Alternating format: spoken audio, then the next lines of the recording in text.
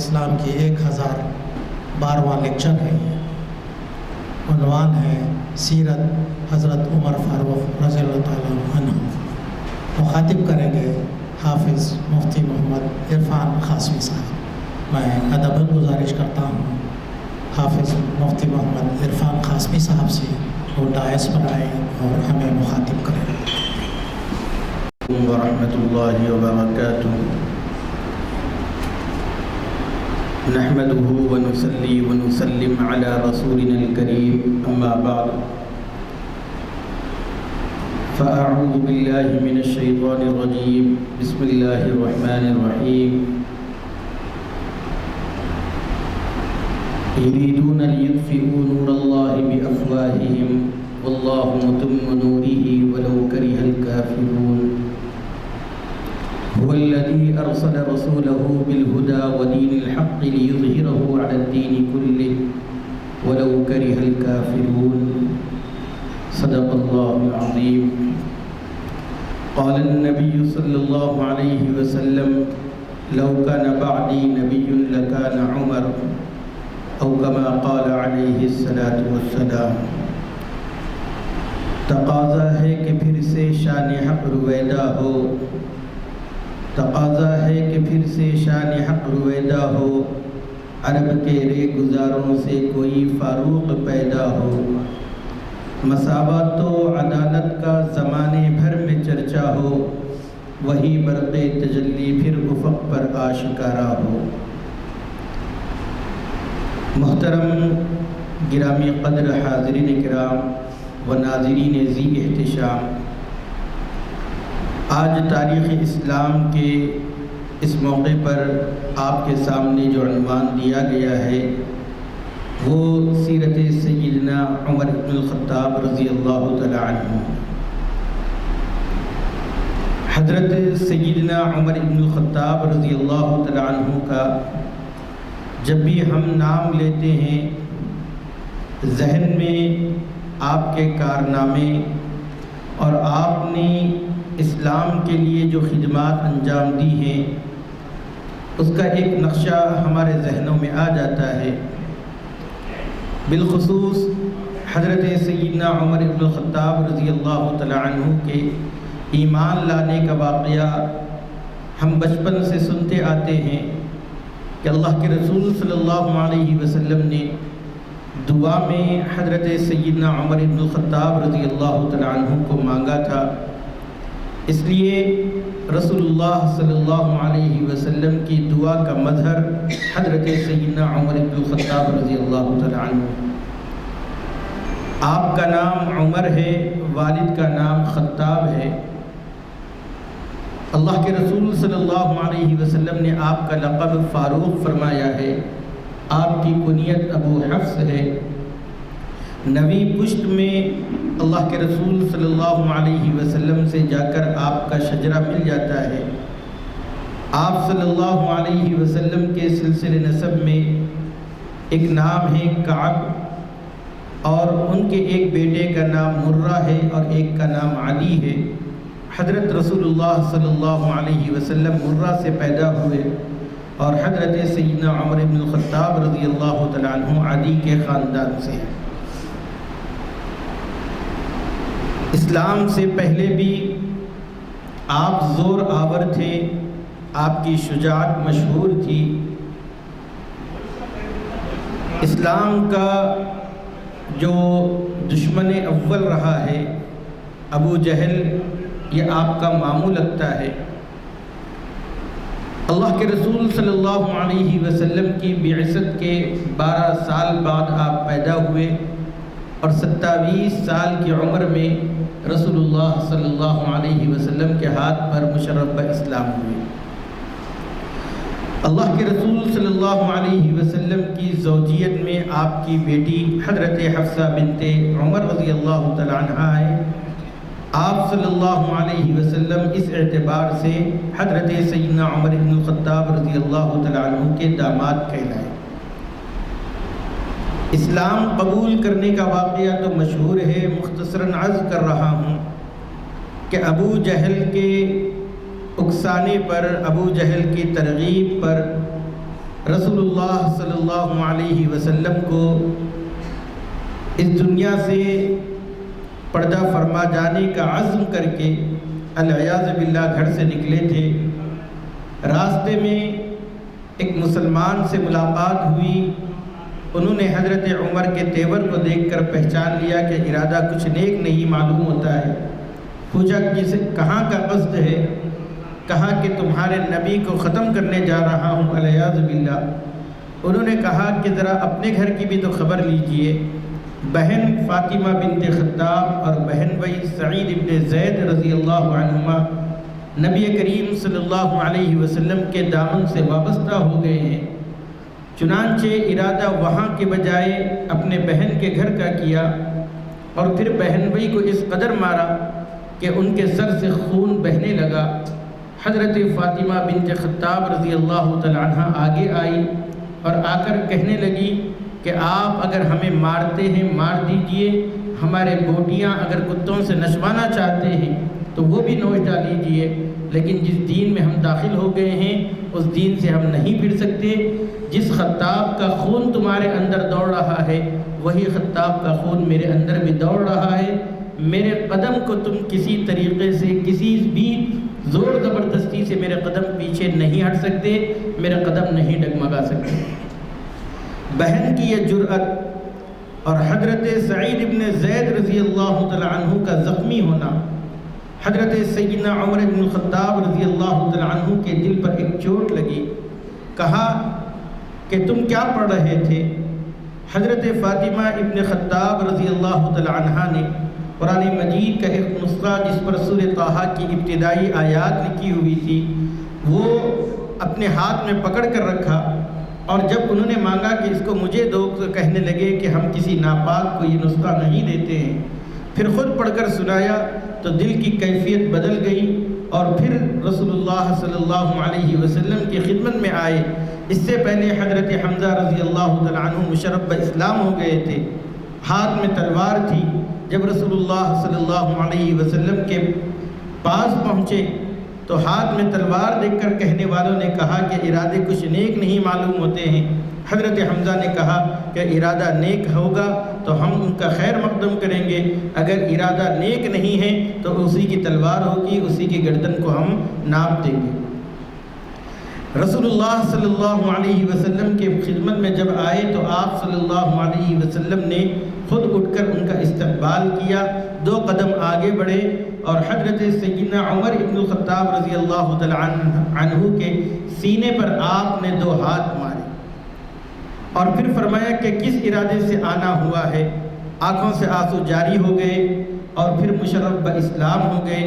مسلمانوں نے اس وقت اس زور سے نعرے تکبیر بلند کی ہے کہ تاریخ لکھنے والوں نے لکھا ہے کہ اس جرا جوش مسلمانوں کے اندر آ گیا تھا، اس سے پہلے اس طریقے کا جوش مسلمانوں میں نہیں تھا۔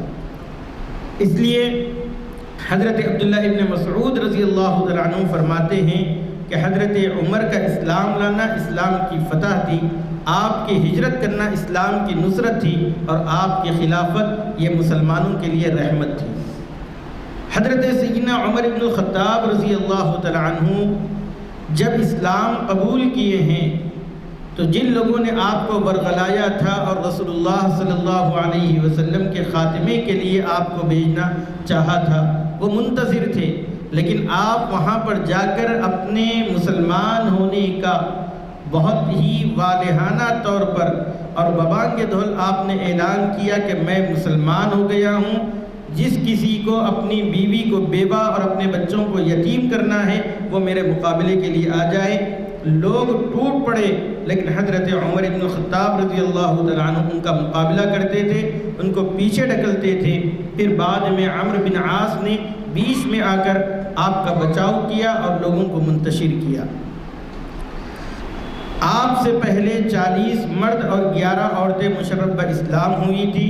حضرت سیدنا عمر بن الخطاب رضی اللہ تعالیٰ عنہ یہ 41ویں مرد تھے جنہوں نے اسلام کو قبول کیا تھا۔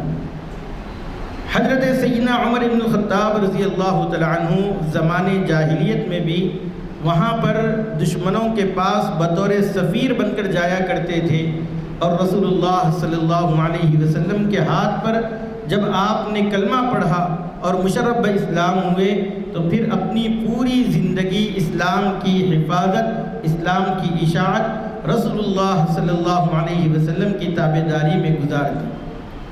جب ہجرت کا موقع ہوا تو ہجرت کے موقع کے وقت بھی حضرت سیدنا عمر بن الخطاب رضی اللہ تعالیٰ عنہ نے باضابطہ اعلان کیا اور کہا کہ مجھے حکم ہوا ہے کہ میں مدینہ منورہ ہجرت کر کے جاؤں، میں یہاں سے جا رہا ہوں، اگر کسی کو اپنی بیوی کو بیوہ اور اپنے بچوں کو یتیم کرنا ہے تو وہ میرا راستہ روک کر بتائے۔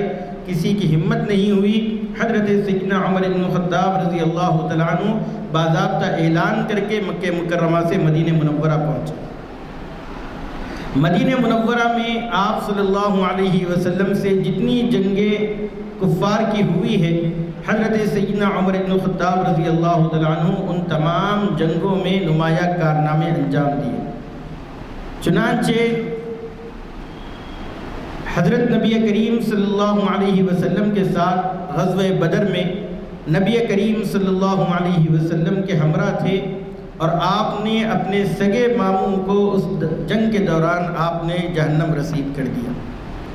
اور پھر قیدیان بدر کے بارے میں حضرت سیدنا عمر بن الخطاب رضی اللہ تعالیٰ عنہ کی رائے یہ تھی کہ ان تمام قیدیوں کو حضرت عباس رضی اللہ تعالیٰ عنہ کے علاوہ سب کو مار دیا جائے، ختم کر دیا جائے۔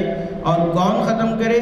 جو ان کے عزیز و اقارب جو مدینہ منورہ میں ہیں، وہی رشتہ دار اپنے رشتہ داروں کو اپنے ہاتھ سے ختم کیا جائے۔ حضرت عمر بن الخطاب رضی اللہ تعالیٰ عنہ کی اس بات پر اگرچہ کہ عمل نہیں ہوا، اس مشورے کو قبول نہیں کیا گیا، لیکن بعد میں قرآن مجید کی آیات جب نازل ہوئی تو حضرت نبی کریم صلی اللہ علیہ وسلم نے سب کو بلا کر کہا کہ اگر اس وقت عذاب آتا تو حضرت عمر بچ جاتے، باقی سب اس میں گرفتار ہو جاتے۔ حضرت نبی کریم صلی اللہ علیہ وسلم کے ساتھ غزوہ احد میں بھی شریک تھے، اور جب غزوہ احد میں دشمنوں کی جو صفیں تھی وہ مسلمانوں میں گٹ مٹ ہو گئی، تو حضرت عمر رضی اللہ تعالیٰ عنہ ان جانثار لوگوں میں سے ہیں جنہوں نے نبی کریم صلی اللہ علیہ وسلم کی شہادت کی جو افواہ پھیل گئی تھی، اس کے بعد صحابہ اکرام میں مایوسی کی کیفیت چھا گئی تھی، لیکن حضرت عمر رضی اللہ تعالیٰ عنہ اس وقت بھی میدان میں ڈٹے رہے۔ اور پھر نبی کریم صلی اللہ علیہ وسلم کی موجودگی کا علم ہوا تو آپ اس طرف کفار کو راستے سے ہٹاتے ہوئے رسول اللہ صلی اللہ علیہ وسلم کی حفاظت کے لیے پہنچ گئے۔ غزوہ خیبر میں اللہ کے رسول صلی اللہ علیہ وسلم نے ایک مقام پر حفاظت کے لیے آپ کو مامور فرمایا تھا، بعد میں اسی جگہ پر حضرت سیدنا عمر بن الخطاب رضی اللہ تعالیٰ عنہ کے نام سے مسجد کی تعمیر ہوئی۔ غزوہ حنین کے موقع پر بھی نبی کریم صلی اللہ علیہ وسلم کے ساتھ حضرت عمر بن الخطاب رضی اللہ تعالیٰ عنہ ساتھ تھے، اور نبی کریم صلی اللہ علیہ وسلم کا ساتھ دینے والوں میں حضرت عمر رضی اللہ تعالیٰ عنہ ہمیشہ پیش رہا تھا۔ صلح حدیبیہ کے موقع پر جو بظاہر دب کر صلح ہو رہی تھی تو رسول اللہ صلی اللہ علیہ وسلم کی خدمت میں پہنچ کر فرمایا کہ اللہ کے رسول، کیا آپ برحق نبی نہیں ہیں؟ کیا دین اسلام برحق نہیں ہے؟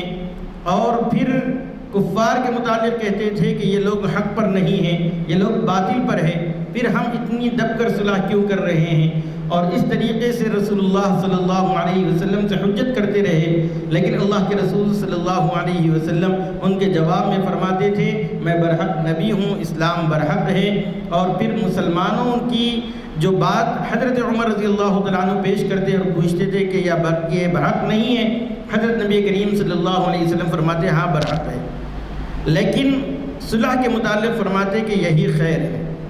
اس کے بعد جب راستے میں سورہ فتح نازل ہوئی تو رسول اللہ صلی اللہ علیہ وسلم نے سب سے پہلے اگر کسی کو سورہ فتح پڑھ کر سنائی تھی تو حضرت سیدنا عمر بن الخطاب رضی اللہ تعالیٰ عنہ۔ بعد میں نبی کریم صلی اللہ علیہ وسلم کے ساتھ اس رویے پر بہت نادم ہوئے، اور وہ خود فرماتے ہیں کہ میں نے بہت ساری نفلیں پڑھی ہے، بہت سارے صدقات کیے ہیں، کئی غلاموں کو آزاد کیا ہے، یہاں تک کہ آخر میں میرا دل مطمئن ہو گیا، اور میں نے جو بات کہی تھی وہ غلط ارادے سے نہیں بلکہ صدق نیت سے میں نے وہ بات کہی تھی۔ جب میرے اندر یہ بات واضح ہو گئی تب میں نے جا کر اس پر ٹھہر گیا، ورنہ تو میرا ارادہ اور نفلیں پڑھنے کا اور صدقہ و خیرات کرنے کا تھا۔ اسی طریقے سے رسول اللہ صلی اللہ علیہ وسلم کے عہد میں آپ بطور وزیر کے نبی کریم صلی اللہ علیہ وسلم ان کو ذمہ داریاں دیتے تھے۔ حضرت صدیق اکبر رضی اللہ تعالیٰ عنہ کے عہد میں بھی آپ وزیر بھی رہے، اور اس کے ساتھ ساتھ ایک اور ذمہ داری حضرت صدیق اکبر نے آپ کے حوالے کی تھی، وہ یہ کہ آپ کو مدینہ منورہ کا قاضی بنا دیا تھا۔ جب حضرت صدیق اکبر رضی اللہ تعالیٰ عنہ وفات کے قریب ہوئے تو انہوں نے حضرت عمر رضی اللہ تعالیٰ عنہ کو خلیفہ نامزد کر دیا، اور باضابطہ وہ یہ کہتے تھے کہ میں کل دربار الہی میں پہنچوں گا تو میں یہ کہوں گا کہ اے اللہ، روئے زمین پر جو سب سے پسندیدہ تیرا بندہ تھا میں نے اس کو خلیفہ بنایا۔ اور پھر حضرت صدیق اکبر رضی اللہ تعالیٰ عنہ اپنے مشیروں سے، خاص طور پر حضرت عثمان سے وغیرہ سے، ان سے بھی مشورہ کیا تھا، بلکہ ان سے بھی رائے لی تھی کہ میں نے جو تجویز کی ہے حضرت عمر ابن الخطاب رضی اللہ تعالیٰ عنہ کے خلیفہ بننے کی، کیا میں اس میں حق پر نہیں ہوں؟ اور جب ان لوگوں نے اطمینان دلایا تو ایک مرتبہ اپنے ایک خادم کو حضرت عمر ابن الخطاب رضی اللہ تعالیٰ عنہ کے خلیفہ نامزد کرنے پر ایک پرچی پر لکھ کر کہا کہ لوگوں کو جمع کرو اور ان کو یہ پڑھ کر سناؤ۔ پھر اس کے بعد اپنے گھر کی چھت پر آئے اور لوگوں سے خطاب کر کے حضرت صدیق اکبر نے فرمایا، اے لوگو، میں نے جس کو خلیفہ نامزد کیا ہے وہ میں برحق ہوں، اور تم ان کی خلافت پر راضی رہنا اور ان سے کسی طریقے سے ان سے بغاوت نہ کرنا۔ چنانچہ جب حضرت سیدنا عمر ابن الخطاب رضی اللہ تعالیٰ عنہ خلیفہ نامزد ہوئے تو میں نے قرآن مجید کی جو آیات تلاوت کی ہیں، رسول اللہ صلی اللہ علیہ وسلم کو جو پیشن گوئی دی گئی تھی، اور آپ صلی اللہ علیہ وسلم نے غزوہ خندق میں جب آپ ایک چٹان نکل آئی تھی تو رسول اللہ صلی اللہ علیہ وسلم اس پر جب کنال سے مارتے تھے، چنگاریاں نکلتی تھی، آپ صلی اللہ علیہ وسلم فرماتے تھے مجھے قیصر و کسریٰ کے محلات دکھائی دیے گئے ہیں جو مسلمانوں کے زیر نگین ہوں گے۔ حالات ایسے تھے غزوہ خندق کے کہ مسلمانوں کو کھانے کے لیے کچھ بھی نہیں تھا، پیٹ پر پتھر باندھتے تھے۔ رسول اللہ صلی اللہ علیہ وسلم پیشن گوئی فرما رہے ہیں، قیصر و کسریٰ کے تاج تمہارے قدموں کے نیچے ہوں گے۔ یہ تمام پیشن گوئیاں حضرت سیدنا عمر بن الخطاب رضی اللہ تعالیٰ عنہ کے عہد میں ثابت ہوئی، اور اسلام نے بتلا دیا کہ وہ تمام ادیان پر غالب رہے گا، لیظہرہ علی الدین کلہ، جو اللہ رب العزت نے فرمایا کہ اللہ رب العزت اس دین کو تمام ادیان پر غالب کر کے رہے گا۔ وہ حضرت سیدنا عمر بن الخطاب رضی اللہ تعالیٰ عنہ کے عہد میں اللہ رب العزت کا وہ فرمان اور وہ بشارتیں پوری ہوئی ہیں۔ اس لیے حضرت سیدنا عمر بن الخطاب رضی اللہ تعالیٰ عنہ کی خلافت کو حضرت عبداللہ ابن مسعود رضی اللہ تعالیٰ عنہ فرماتے ہیں کہ وہ تو رحمت الہی تھی، اور پھر حضرت عمر رضی اللہ تعالیٰ عنہ نے اپنی خلافت میں جو نظام قائم فرمائے تھے اور جس طریقے سے آپ نے نظم و ضبط کے ساتھ حکومت کو چلایا ہے، تاریخ شاہد ہے کہ پھر ایسا خلیفہ مسلمانوں کو کبھی نہیں مل سکا۔ حضرت سیدنا عمر بن الخطاب رضی اللہ تعالیٰ عنہ کی خلافت کے بارے میں باضابطہ تاریخ اسلام کے اندر بڑی بڑی کتابیں لکھی گئی ہیں، اور جن لوگوں نے بھی حضرت سیدنا عمر بن الخطاب رضی اللہ تعالیٰ عنہ کے ان کارناموں کو اپنی کتاب کے اندر جگہ دی ہے، ان لوگوں نے کہا ہے کہ حضرت سیدنا عمر بن الخطاب رضی اللہ تعالیٰ عنہ کو اللہ رب العزت نے وہ ملکہ اور وہ صلاحیت عطا فرمائی تھی کہ جس کی وجہ سے پورے اتنی بڑی ریاست آپ کی ہو گئی تھی۔ عرب اور عجم کے آپ تنہا مالک تھے، لیکن کہیں پر بھی ذرا برابر بھی ناانصافی نہیں ہونے دی، یہاں تک کہ اپنے بیٹے کو ابو شحمہ جو نام ہے، ان کو معلوم ہوا کہ ایک گورنر نے شراب پینے کے جرم میں ہلکی سزا دے کر ان کو رخصت کر دیا ہے۔ حضرت عمر رضی اللہ تعالیٰ عنہ کو معلوم ہوا تو ان کو ان کی گورنری سے سبکدوش کر دیا، ان کو اس عہدے سے ہٹا دیا اور کہا کہ فوراً میرے بیٹے کو میرے پاس بھیج دیجئے۔ حضرت عبد الرحمن بن عوف رضی اللہ تعالیٰ عنہ امیر المؤمنین کے پاس گئے اور جا کر کہنے لگے کہ ان کو سزا ہو گئی ہے، آپ سزا مت دیجئے، اور خود بیٹے نے کہا کہ اس وقت میں بیمار ہوں، آپ سزا دیں گے تو میری بیماری بڑھ جائے گی۔ حضرت عمر بن الخطاب رضی اللہ تعالیٰ عنہ نے کسی کی پرواہ نہیں کی اور آپ نے ان کو کوڑے لگوائے۔ 1 مہینے کے بعد آپ کا انتقال ہو گیا، اس بیٹے کا انتقال ہو گیا، لیکن حضرت عمر رضی اللہ تعالیٰ عنہ نے انصاف کا معاملہ فرمایا، عدل کا معاملہ فرمایا۔ اسی طریقے سے آپ کے ایک سالے کے بارے میں پتہ چلا جن کا نام قدامہ تھا کہ انہوں نے بھی شراب پی ہے، تو حضرت عمر رضی اللہ تعالیٰ عنہ نے ان کو کوڑے لگوائے، اور کوڑے لگوانے کے بعد وہ حضرت عمر رضی اللہ تعالیٰ عنہ سے خفا رہتے تھے، نالا رہتے تھے، بات چیت نہیں کرتے تھے، تو آپ نے بڑی منت سماجت کر کے ان کو بات چیت پر راضی کر لیا تھا۔ ایک تو یہ ہے کہ اسلامی حکم کو جاری بھی کیا، اور پھر اللہ کے رسول صلی اللہ علیہ وسلم کا جو فرمان ہے صلہ رحمی کرو قطع رحمی نہ کرو، اس پر بھی آپ نے عمل کیا۔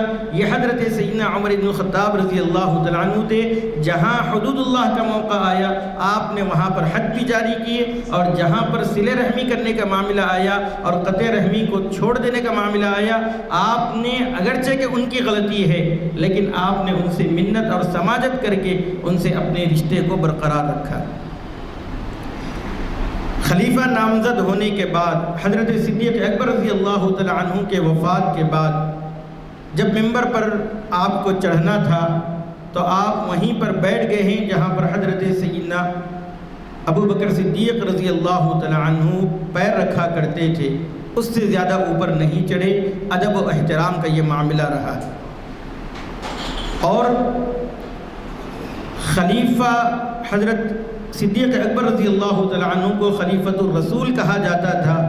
یہ لقب بھی آپ اپنے لیے پسند نہیں فرماتے تھے، اس لیے لوگوں سے کہا کہ مجھے خلیفہ مت کہو، ایک عام سادہ سا لفظ امیر المؤمنین آپ کہلانا پسند کیے ہیں۔ یہ پہلا وہ لفظ ہے جو حضرت سیدنا عمر بن الخطاب رضی اللہ تعالیٰ عنہ کے لیے عطا کیا گیا۔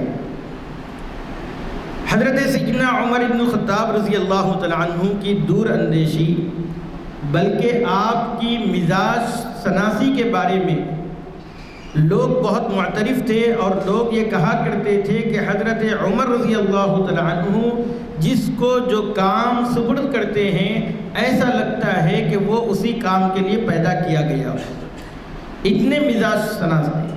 بلکہ بعض لوگوں نے کہا کہ مزاج شناسی کے اندر حضرت عمر رضی اللہ تعالیٰ عنہ اس ترازو کے طرح تھے کہ جس میں اگر کوئی آدمی اناج رکھ دے اور جس قدر وہ ناپنا چاہے وہ ذرا برابر بھی اس میں پاسنگ بل بھی نہ آئے، وہ حضرت سیدنا عمر بن الخطاب رضی اللہ تعالیٰ عنہ کی ذات اقدس تھی، اس قدر مزاج شناس تھے۔ ایک مرتبہ مدینہ منورہ میں ایک قافلہ آیا تھا تجارتی۔ حضرت عبد الرحمن بن عوف سے کہا کہ آؤ چلتے ہیں ہم جا کر اس قافلے کی حفاظت کرتے ہیں۔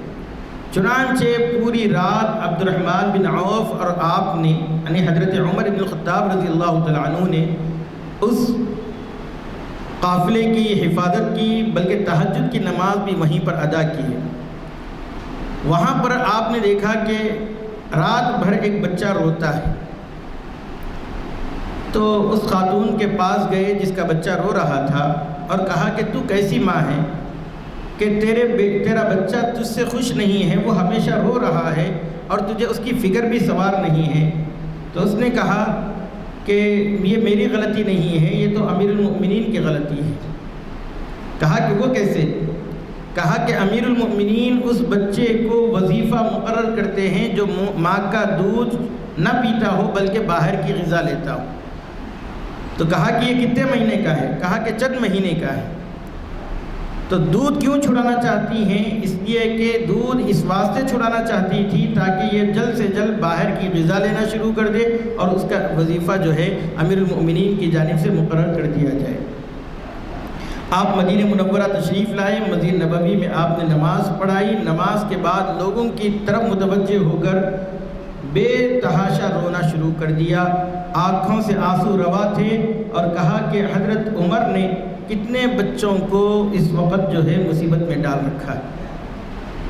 اس فیصلے کی وجہ سے کتنی مائیں ہوں گی جنہوں نے اپنے بچوں کو وقت سے پہلے دودھ چھڑانے کے لیے اور اس بچے کا وظیفہ مقرر ہو جانے کے لیے بچوں کے اوپر ظلم و زیادتی کی ہے، اور اس کا وبال عمر کی گردن پر ہو رہا ہے۔ اور اس وقدر روتے رہے اور کہا کہ اے لوگو تم گواہ رہنا، آج کے بعد جو بھی بچہ پیدا ہوگا اس کا وظیفہ وہ پیدا ہوتے ہی مقرر کر دیا جائے گا۔ اسی طریقے سے آپ نے اپنی بہو کا جو انتخاب کیا ہے وہ بھی مثل مشہور ہے، وہ واقعہ بھی مشہور ہے کہ آپ گشت کے لیے تشریف لا رہے ہیں۔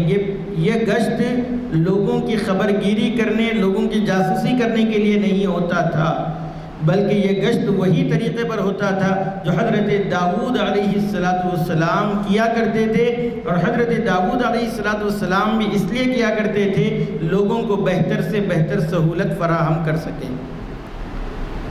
آج کل جو پولیس پیٹرولنگ کرتی ہے اس کا مقصد کوئی اور ہوتا ہے۔ حضرت سیدنا عمر بن الخطاب رضی اللہ تعالیٰ عنہ اس لیے راتوں میں گشت کرتے تھے، پیٹرولنگ اس لیے کرتے تھے تاکہ لوگوں کے درمیان میں بہتر سے بہتر سہولت کو فراہم کیا جا سکے۔ چنانچہ آپ نے وہ واقعہ سنا ہوگا کہ ایک عورت چولہے پر پانی رکھے ہوئے ہیں اور ساتھ میں بچے ہیں جو رو رہے ہیں، وہ بچوں کو بہلانے کے لیے پانی پکا رہی ہے اور بچے روتے روتے ایسے ہی سو جاتے ہیں۔ حضرت سیدنا عمر بن الخطاب رضی اللہ تعالیٰ عنہ نے اس واقعے کے بعد آپ بیت المال آئے اور اپنے کندھوں پر آپ نے غلے اور اناج کا بوریا اٹھایا، خادم ساتھ ہے، کہہ رہا ہے کہ حضرت مجھے دیجئے۔ فرمایا کہ یہ ایسا جرم ہے جو حضرت عمر کی کندھوں کے اوپر ہی اٹھ کر جائے گا اور کسی کے اوپر جانے کی ضرورت نہیں ہے۔ آپ گئے اور جانے کے بعد ان بچوں کو اس غلے کو پکا کر بچے جب تک کھائے نہیں آپ وہاں سے واپس نہیں ہوئے۔ اسی طریقے سے آپ گشت کر رہے ہیں، گشت کے دوران ایک گھر سے آواز آ رہی ہے کہ بیٹی دودھ میں پانی ملا دیا جائے۔ بیٹی کہہ رہی ہے کہ امیر المؤمنین کا حکم ہے کہ اس طریقے سے دھوکہ دہی کا معاملہ نہ کیا جائے۔ ماں کہہ رہی ہے کہ امیر المؤمنین اس وقت کہاں دیکھ رہے ہیں؟ بیٹی کہہ رہی ہے کہ امیر المؤمنین تو نہیں دیکھ رہے ہیں، لیکن امیر المؤمنین کا خدا تو ہمیں دیکھ رہا ہے۔ اس لڑکی کی اس بات نے آپ کے دل میں وہ محبت پیدا کر دی، وہ عظمت پیدا کر دی کہ آپ نے صبح ہوتے ہی اس گھر میں اپنے بچے کا پیغام نکاح بھیجا ہے۔ اور اسی طریقے سے حضرت سیدنا عمر بن الخطاب رضی اللہ تعالیٰ عنہ گشت کے دوران دیکھ رہے ہیں کہ ایک آدمی اور ایک عورت دونوں ایک روڈ کے کنارے پر کھڑے ہو کر گفت و شنود کر رہے ہیں۔ حضرت عمر بن الخطاب رضی اللہ تعالیٰ عنہ نے اس آدمی کو ایک کوڑا مارا اور کہا کہ تم کیا کر رہے ہو؟ انہوں نے کہا کہ یہ تو میری بیوی ہے۔ کہا کہ بیوی ہے تو گھر میں جائیے۔ انہوں نے کہا کہ ہم مسافر ہیں اور اس وقت مشورہ کر رہے تھے کہ ہم کہاں ٹھہریں۔ فوراً اپنے ہاتھ میں جو درہ تھا اس آدمی کے حوالے کر دیا اور کہا کہ آپ مجھے ماریے۔ انہوں نے کہا کہ نہیں، معاف کر دیا۔ آپ اصرار کرنے لگے کہ مجھے ماریے۔ اس نے 3 یا 4 مرتبہ کہا کہ نہیں، میں نے آپ کو معاف کر دیا۔ تب اطمینان کر کے آپ واپس آگے بڑھے۔ حضرت سیدنا عمر بن الخطاب رضی اللہ تعالیٰ عنہ جیسے ہی امیر المؤمنین بنے ہیں، آپ نے کھڑے ہو کر لوگوں سے کہا، اے لوگو، اگر عمر بن الخطاب آپ کو کتاب اللہ اور سنت رسول کے خلاف اگر کوئی حکم دیتا ہے تو تم کیا کرو گے؟ سب لوگ خاموش رہے۔ پھر دوبارہ پوچھا تو ایک شخص کھڑا ہوا اور اس نے کہا ہاتھ میں تلوار بتاتے ہوئے کہ اگر تم کتاب اللہ اور سنت رسول اللہ کے خلاف فتویٰ دو گے تو یہ تلوار میری تمہارے لیے کافی ہو جائے گی۔ حضرت عمر بن الخطاب رضی اللہ تعالیٰ عنہ اس کو بہت شاباشی دی اور کہا کہ اے لوگو سن لو، جو شخص مجھ پر میرے جو عیوب ہیں اس کے اوپر مطلع کرے گا میں اس سے راضی رہوں گا۔ اس لیے حضرت عمر بن الخطاب رضی اللہ تعالیٰ عنہ کے خطبے کے دوران بہت سے ایسے واقعات ہیں جو لوگوں نے آپ کو ٹوکا ہے۔ ایک مرتبہ آپ کے پاس مال غنیمت آیا ہوا تھا اور آپ نے مدینے کے سب لوگوں میں اس کو تقسیم فرما دیا۔ چادریں تھیں اور جب خطبہ دے رہے تھے تو امیر المؤمنین کے اوپر 2 چادریں تھیں۔ ایک شخص کھڑے ہوئے اور کھڑے ہو کر عرض کرنے لگے کہ اے امیر المؤمنین، یہ کیا بات ہوئی کہ مال غنیمت میں سب کو آپ نے 1 چادریں تو دی ہیں اور اپنے لیے 2 چادروں کا انتخاب کیا ہے۔ آپ نے اپنے بیٹے عبداللہ ابن عمر کی طرف اشارہ کیا، وہ کھڑے ہوئے اور کھڑے ہو کر کہنے لگے کہ والد محترم کے پاس جو دوسری چادر ہے وہ میری ہے۔ واقعہ دراصل یہ ہے کہ والد صاحب کی جو چادر تھی جس کو وہ پہنا کرتے تھے وہ آپ نے دھونے ڈالی تھی، سکنے دیر لگ رہی تھی تو میں نے اپنی چادر آپ کو عنایت فرما دی، اس لیے میری چادر آپ پہنے ہوئے ہیں۔ تو آپ کے اوپر جو 2 چادریں ہیں، ایک والد کی ایک بیٹے کی ہے۔ یہ سن کر اس نے کہا کہ اچھا اب دوبارہ خطبہ شروع کیجئے۔ حضرت عمر بن الخطاب رضی اللہ تعالیٰ عنہ نے اس شخص کو کچھ بھی نہیں کہا، اور پھر خطبہ دینا شروع کر دیا۔ اسی طریقے سے آپ نے ازواج مطہرات اور بنات طاہرات یعنی نبی کریم صلی اللہ علیہ وسلم کی جو بیٹیاں تھیں اور آپ نے جن ازواج مطہرات سے نکاح فرمایا تھا، حضرت ام حبیبہ رضی اللہ تعالیٰ عنہ کو چھوڑ کر سب کا مہر فاطمی جس کو کہا جاتا ہے، یعنی 480 دینار جو تھے، درہم جو تھے، وہ سب کا مہر تھا۔ حضرت عمر بن الخطاب رضی اللہ تعالیٰ عنہ کی خواہش یہی ہوئی کہ اس سے زیادہ دینار اور درہم مقرر نہ کیے جائیں، تاکہ لوگ اس وقت اس زمانے میں جو مہر کو زیادہ زیادہ مقرر کر رہے ہیں اس کے اوپر روک لگنی چاہیے، ورنہ بہت یہ سلسلہ بڑھتا چلا جائے گا۔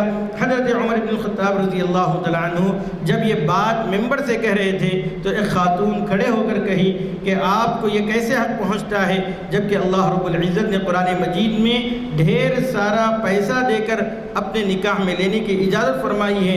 حضرت عمر بن الخطاب رضی اللہ تعالیٰ عنہ مسکرائے اور مسکرا کر کہا کہ ایک بوڑھیا سے زیادہ حضرت عمر کا علم نہیں ہے، اور پھر اپنا فیصلہ واپس لے لیا۔ اسی طریقے سے ترمذی شریف کی ایک روایت میں ہے کہ اللہ کے رسول صلی اللہ علیہ وسلم کے بعد امیر المؤمنین کے زمانے میں یعنی حضرت عمر بن الخطاب رضی اللہ تعالیٰ عنہ کے زمانے میں ایک شخص کی میراث کے بارے میں جب بحث چل رہی تھی تو اس شخص کو کسی نے قتل کر دیا تھا اور اس کے اوپر دیت واجب ہو گئی تھی۔ اس دیت میں سے بھی عورت یعنی بیوی میراث ہوگی، وارث ہوگی یا نہیں ہوگی، اس مسئلے پر بحث چل رہی تھی۔ تو حضرت سیدنا عمر بن الخطاب رضی اللہ تعالیٰ عنہ کی رائے یہ تھی کہ اس میں بیوی کے لیے کوئی مال نہیں ہوگا، وہ وارث نہیں ہوگی۔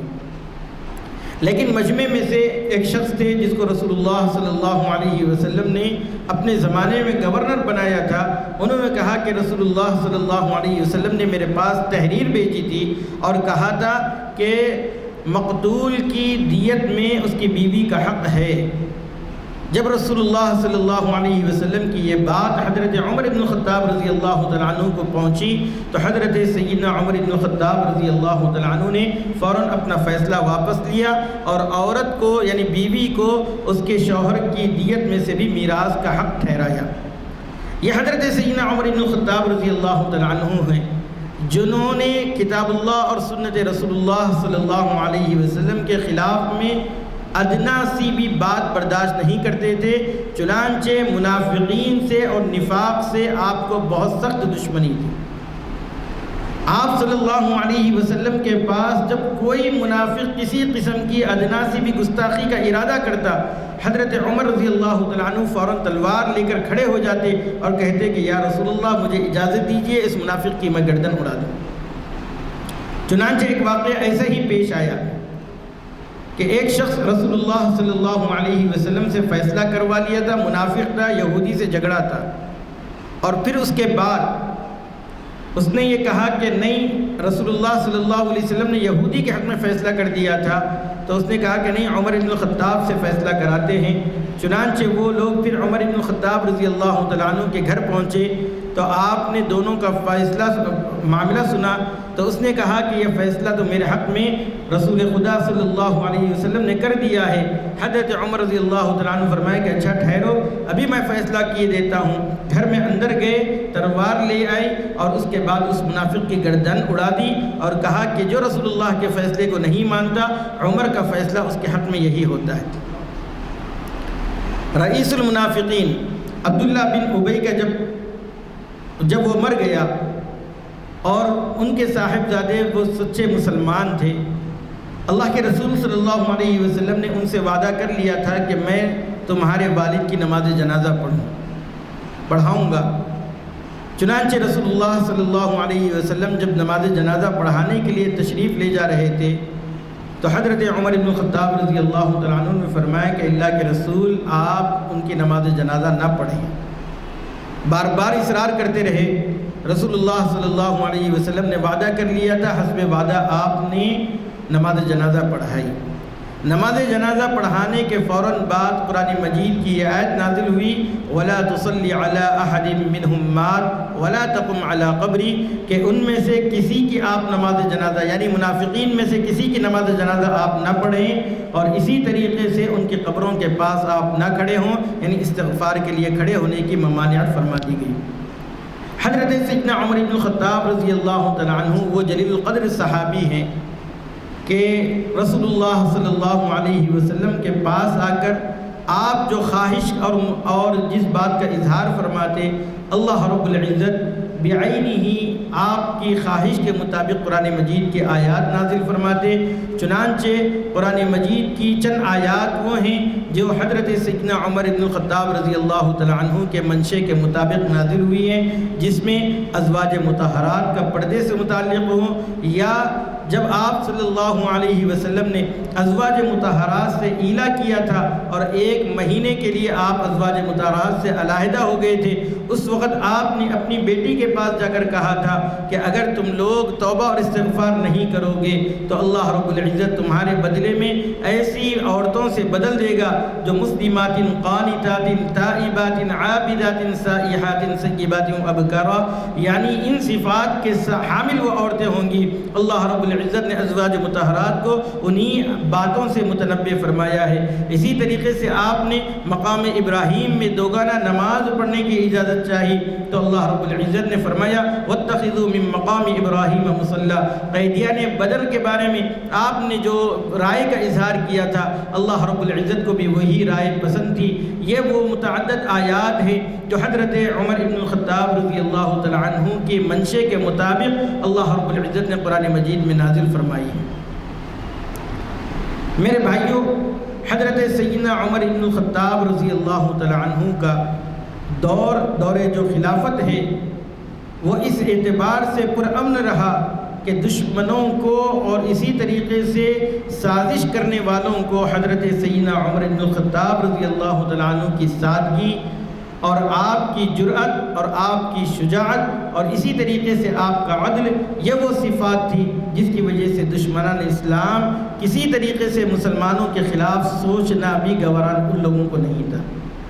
بیت المقدس کی فتح اور اس موقع پر آپ کا اپنے غلام کے ساتھ جو رویہ اور جو سلوک رہا ہے وہ سنہرے حرفوں میں لکھا گیا ہے کہ آپ اور آپ کے غلام باری باری اونٹ پر سوار ہوتے ہیں، لیکن جب بیت المقدس کی فتح کی باری آتی ہے تو اس وقت حضرت سیدنا عمر بن الخطاب رضی اللہ تعالیٰ عنہ سوار ہونے کے بجائے آپ کے غلام اس پر سوار ہے۔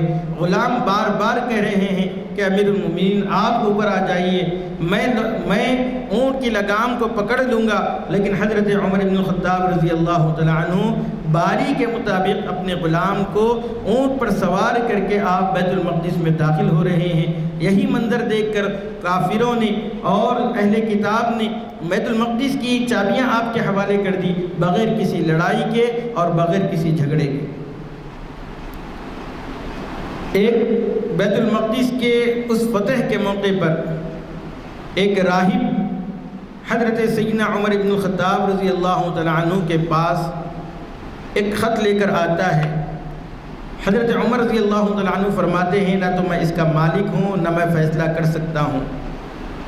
لوگوں نے بعد میں پوچھا کہ حضرت وہ کیا معاملہ آیا ہے، تو کہا کہ جب میں ملک شام میں تجارت کے لیے غرض سے گیا تھا، ابھی اسلام کا ظہور نہیں ہوا تھا، تو یہ جو راہب ہے اس نے میری شکل و صورت کو دیکھ کر میرے اوپر اصرار کرنے لگا کہ جس وقت تمہارے ہاتھوں پر بیت المقدس یعنی فلسطین فتح ہو تو اس وقت میرے لیے فلاں فلاں رعایت کر دینا اور بیت المقدس میرے حوالے کر دینا۔ اور وہ اتنا اصرار کر رہا تھا کہ میں اس سے جان چھڑانے کے لیے اس پر میں نے اس کی تحریر کو اوپر دستخط کر دیے اور وہ وہی لے کر حاضر ہو گیا ہے۔ اللہ رب العزت نے قرآن مجید میں سورہ فتح کے آخر میں صحابہ اکرام کی جو صفات بیان کی ہیں وہ صفات وہ تھی جو تورات اور انجیل کے اندر اللہ رب العزت نے نازل فرما دی تھی کہ آخری پیغمبر کے جو صحابہ ہوں گے ان کی یہ صفات ہوں گی۔ محمد رسول اللہ والذین معه اشداء علی الکفار رحماء بینہم تراهم ركعا سجدا يبتغون فضلا من الله ورضوانا سيماهم في وجوههم من اثر السجود ذلك مثلهم في التوراة ومثلهم في الانجیل. تورات اور انجیل میں ان کی مثالیں لکھی ہوئی تھی.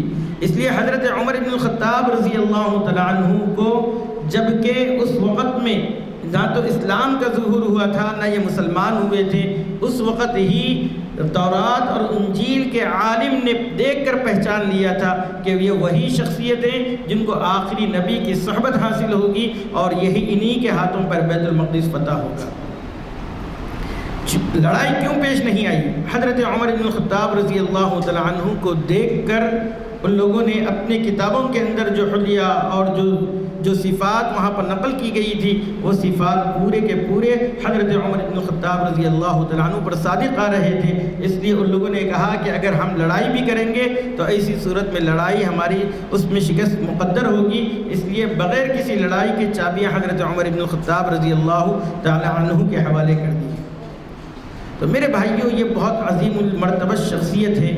اسلام کے تئیں بہت سی خدمات انہوں نے انجام دی ہیں، بلکہ اولیات حضرت عمر بن الخطاب رضی اللہ تعالیٰ عنہ پر بھی بڑی بڑی کتابیں لکھی گئی ہیں، جن میں حضرت عمر بن الخطاب رضی اللہ تعالیٰ عنہ نے سب سے پہلے وہ کام کیا ہے.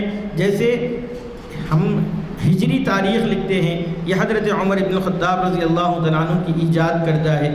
اسی طریقے سے قید خانے اور جیل خانوں کی جو تعمیر ہے وہ حضرت سیدنا عمر بن الخطاب رضی اللہ تعالیٰ عنہ کا کارنامہ ہے. اسی طریقے سے حضرت سیدنا عمر بن الخطاب رضی اللہ تعالیٰ عنہ نے بہت ہی اہمیت کے ساتھ آپ نے قضات کے نظام کو اور انتظامیہ کے نظام کو، یعنی ایڈمنسٹری کو اور اسی طریقے سے قضات کو آپ نے الگ الگ کر دیا. اور حضرت عمر بن الخطاب رضی اللہ تعالیٰ عنہ وہ پہلی شخصیت ہے جنہوں نے وظائف مقرر کیے ہیں. اور نئے نئے شہر جب آباد ہوتے تھے تو حضرت عمر بن الخطاب رضی اللہ تعالیٰ عنہ ان نئے شہروں کے اندر مساجد کی تعمیر فرماتے، معلم کا انتظام کرتے. چنانچہ آپ کے جو شہر آباد کردہ ہے وہ کوفہ اور بصرہ سب سے زیادہ مشہور ہیں. کوفہ سے حضرت سیدنا عمر بن الخطاب رضی اللہ تعالیٰ عنہ کے زمانے میں 10 کروڑ 40 لاکھ روپے خراج وصول ہوتا تھا. بعد میں حضرت عمر بن عبدالعزیز رحمۃ اللہ علیہ فرماتے تھے کہ حجاج کے ظلم اور زیادتی کے باوجود وہ 2 کروڑ سے زیادہ وہاں سے خراج نہیں وصول کر سکا.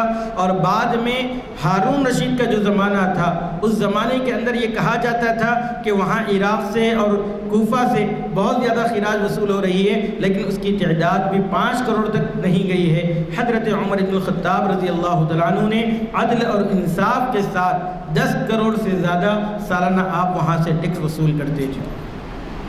تو عدل و انصاف کا تقاضا یہ ہوتا تھا کہ جس کے نتیجے میں لوگ جو ہے آپ کی عدل اور انصاف کی وجہ سے جو ان کے اوپر ٹیکس عائد ہوتا تھا اس کو نکال کر ادا کر دیا کرتے تھے. حضرت سیدنا عمر بن الخطاب رضی اللہ تعالیٰ عنہ کی شہادت کا واقعہ بھی بہت ہی دردناک اور المناک ہے.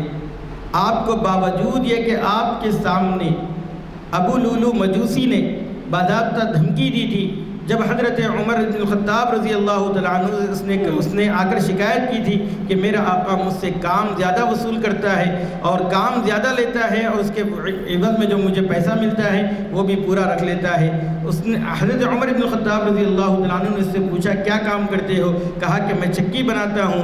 تو کہا کہ اس چکی کے عوض میں تم سے جو پیسے وصول کیے جاتے ہیں وہ ٹھیک وصول کیے جاتے ہیں. اور اس کے بعد وہ جب جا رہا تھا حضرت عمر بن الخطاب رضی اللہ تعالیٰ عنہ نے اس سے کہا تھا میرے لیے بھی ایک چکی بنا دینا. اس نے کہا کہ میں ایسی چکی بناؤں گا کہ جس کی وجہ سے دنیا مجھے یاد کرے گی.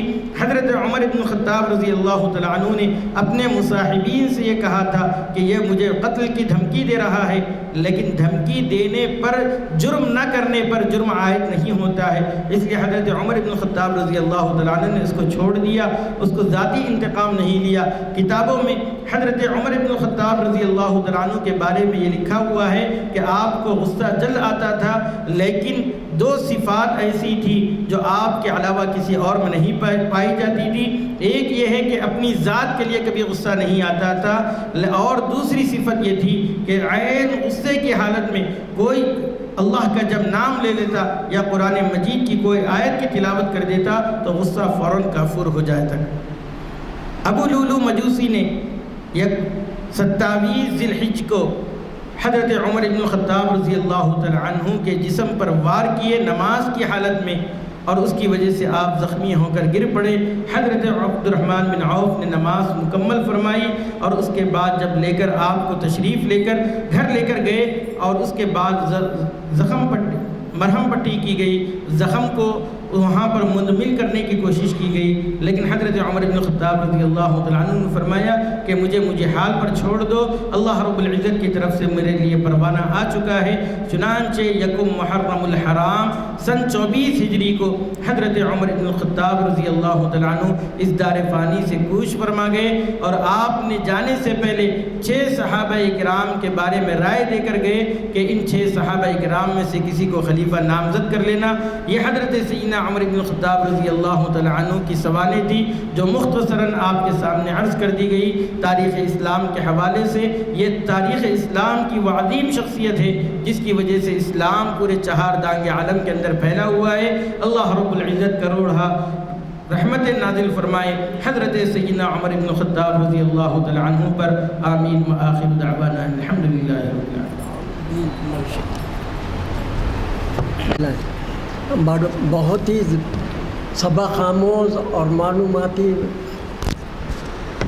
معلوماتی جو ہے بیان تھا، الحمدللہ بہت ہمارے معلومات میں اضافہ ہوا۔ کچھ واقعات جو ہے اس سے پہلے بھی سنے تھے وہ لطف نہیں، لیکن مولانا کی زبانی سننے سے بہت ہی متاثر کن رہا۔ ان کے حضرت عمر رضی اللہ تعالیٰ عنہ کا دور بہت ہی اچھا دور کہلایا جاتا ہے، سنہرا دور۔ اپنے پنڈت نہرو جو سب سے پہلے وزیر اعظم تھے ہندوستان کے، وہ خود بھی اکثر جگہ پہ بیانات میں یہ دیے کہ حضرت عمر کا عدل ویسا عدل نہیں ملے گا۔ مہاتما گاندھی بھی جو ہے جب دستور بن رہا تھا اس زمانے میں، اس وقت مہاتما گاندھی بھی بتا رہے تھے کہ جو ہے حضرت عمر کا دور بہت سنہرا دور تھا، ان کے طرح کا عادل میں نے ابھی نہیں ہے، پتہ نہیں آئندہ رہے گا نہیں رہے گا ایسا عادل۔ بہت ہی جو ہے اچھا رہا۔ ہماری دعا ہے مولانا کے جو ہے علم میں برکت دے، عمر دراز کرے، صحت و عافیت عطا فرمائے، ان کے ساتھ ہم کو اور سننے کے مواقع ملے۔ الحمدللہ ساری باتیں بہت سبق آموز تھیں اور بہت دل لرزانے والی باتیں تھیں۔ اللہ تعالیٰ ہم سب کو سننے اور دوسروں تک پہنچانے کی توفیق و ہدایت دے، سب سے زیادہ ہم کو عمل کی بھی ہدایت دے۔ اللہ تعالیٰ ہم ان کی باتوں پر عمل فرمائے، دعا فرمائے۔ الحمدللہ رب العالمین، اللہم صلی علی محمد وعلی آل محمد وبارک وسلم۔ اے الہ العالمین ہمارے گناہوں کو معاف فرما دیجیے، اے الہ العالمین ہمارے خطاؤں کو درگزر فرما دیجیے، اے الہ العالمین حضرات صحابہ کرام پر کروڑا رحمتیں برکتیں نازل فرمائیے، اے الہ العالمین انہی کے بدولت آج ہم مسلمان ہیں اور پورے 4 دانگ عالم میں اسلام حضرات صحابہ کرام کے بدولت پہنچا ہے۔ اے الہ العالمین اکرم کرنے والے مولا ہم سب کے جملہ حاجات اور ضروریات کو اپنے فضل و کرم سے پورا فرما دیجیے، ہمارے مرحومین کی مغفرت فرما دیجیے، ہمارے بیماروں کو صحت کاملہ عاجلہ مستمرہ دائمہ عطا فرما دیجیے، ہماری دعاؤں کو محض اپنے فضل و کرم سے قبول و منظور فرما دیجیے۔ سبحان ربک رب العزت عما یصفون وسلام علی المرسلین والحمد للہ رب العالمین۔